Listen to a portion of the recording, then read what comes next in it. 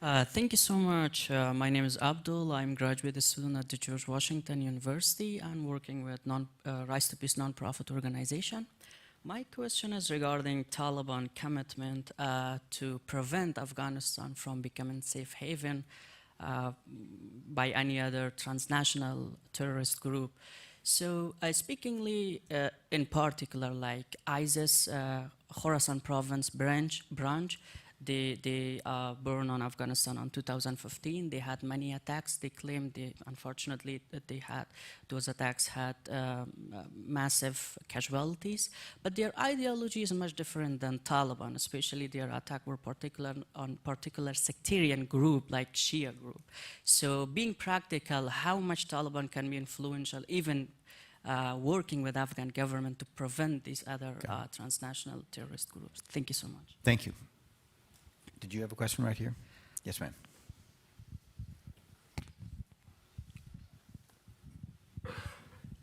Hi, Amy McKinnon from Foreign Policy.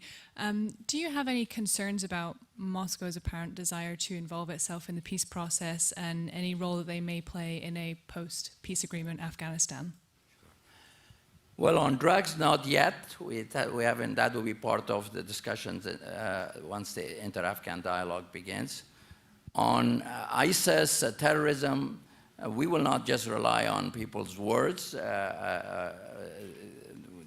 There would have to be enforcement mechanisms for the United States to be able to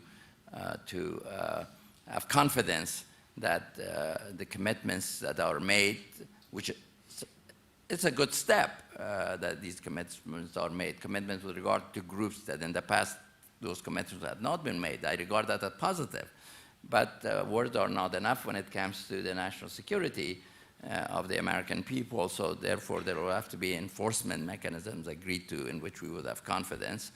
And with regard to Moscow, Russia's role, we welcome a positive Russian role that facilitates reconciliation, that facilitates a peace settlement, that facilitates inter-Afghan dialogue. I have said repeatedly to counterparts around the world that I'm not seeking to monopolize the diplomacy of peace. I represent the United States.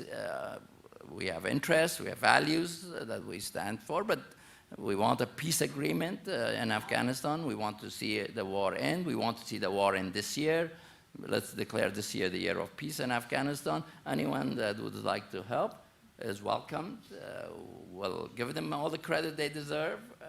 So I'm not looking at it to exclude anyone who wants to play a positive role, but we'll thank everyone who will play a positive role and give them the credit they deserve. We have enough time for 3 more questions if they're brief and if the answers are typically, so I'll call us brief. Sir.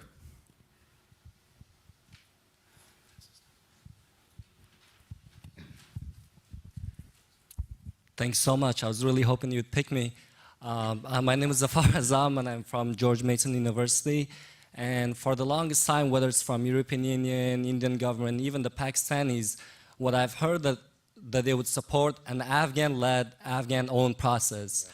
But what I'm hearing is the inter-Afghan dialogue is to come. Where are the Afghans in this process? Because they should be leading it, they should be starting it, but I feel like this is being imposed on them. Thank you. Yes.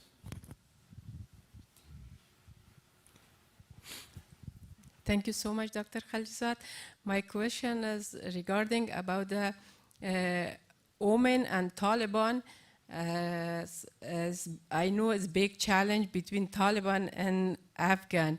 What do you think about situation in Oman and Afghanistan? Because they